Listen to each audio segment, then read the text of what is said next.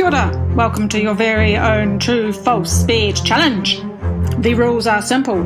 Write T for true. Write F for false.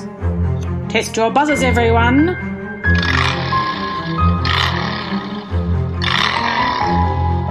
Are you ready? Here goes. Olly's Cicadas True-False Challenge. Questions. 1. Olly lives in Hamilton near a gully filled with trees. 2. In summer the gully is home to thousands of cicadas. 3.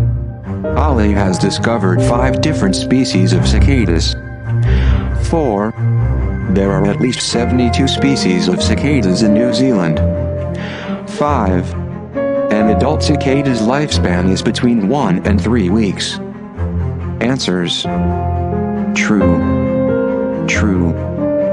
False. False. True. See y'all at the next True-False Speed Challenge.